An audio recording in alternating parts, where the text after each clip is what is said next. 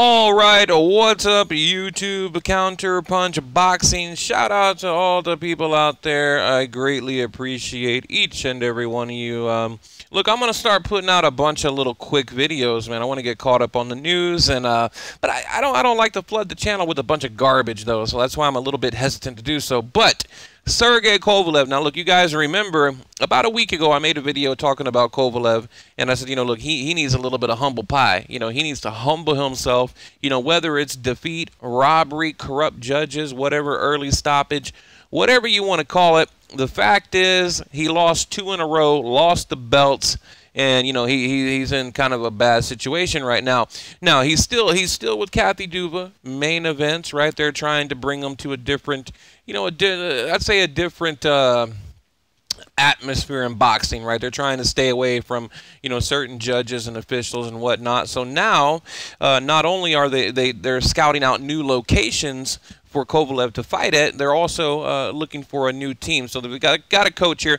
A lot of you people might recognize this guy. I'll tell you who he is in a minute. This is Kovalev's new coach and trainer, and you remember this dude here. He was the strength and conditioning coach that replaced Quan. I don't know if you guys remember Quan. Quan Paxton, I believe, was his name. But now John David Jackson, no longer the coach, and we remember what happened. Kovalev was basically called him like a glorified mitt man. Which I don't like that. And honestly, I'm probably going to side with Jackson on this one, but hey, he was there to take the money, right? He was there to, he wasn't forced to be there, but I don't like the relationship Kovalev had with Jackson, where he didn't even give him the respect to call him a coach or a trainer. He's like, no, he's a mitt man. He's a paid mitt man. So I didn't like that at all. So now they're bringing in this man here. And the criticism is, okay, he's a coach, but basically he's an amateur coach, right?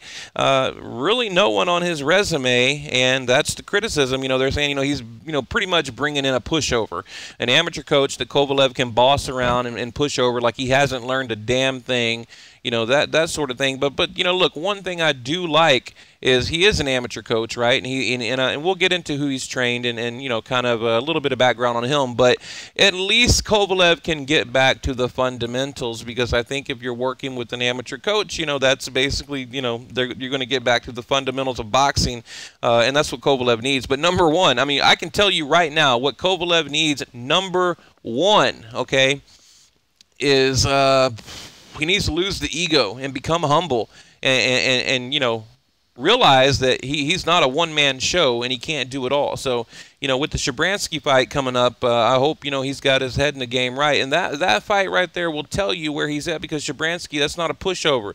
Okay, Shabransky is no pushover. Okay, so right here, former unified light heavyweight world champion Kovalev, blah, blah, blah, 32-2, 2 losses to Andre Ward. Coming up with a fight coming up with Shabransky, 19-1, 16 KOs, takes place Saturday, November 25th, Madison Square Garden. Okay, there was new, and they're talking about the rumors. And by the way, we're going to talk about Gennady Golovkin in a minute here, and I'm going to show you guys a live shot of this beautiful scenery I have. A beautiful day here in Houston, Texas, so I think I'll pass it on to you guys. So hold tight. We got some good stuff coming up. I'm going to make it quick. But, Gennady Golovkin, they're trying to scout out a location. We'll get to that in a minute. I was going to make 2 videos, but we'll keep it down to 1. Now, he's a European trainer, like I said, an amateur trainer, and his name, all right, here we go. You ready? Sun Pulatov. What? Is that even a real name? Is that even a real name? Did someone like just put a bunch of letters in a bucket and shake them up and go, "Here's your name, dude"? Really, is that? I don't know. Maybe you guys out there know Sun Lutovov. What? Believes he can help Kovalev in a lot of areas to sharpen his tools. I've known Kovalev for a long time. A year ago, after the Olympic Games in Rio, I came to America with my student, who is also a professional boxer.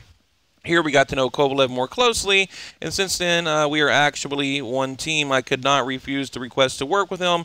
Su Pulatov, blah, blah, said, I like Kovalev as a person. We have an excellent mutual understanding. Well, of course he does.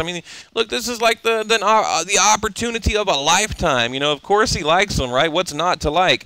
Now, look, here's the criticism. I don't waste any time. I get right into it. An amateur trainer, I hope he has some experience teaching pros and dealing with fighters that don't listen. Good luck, LOL.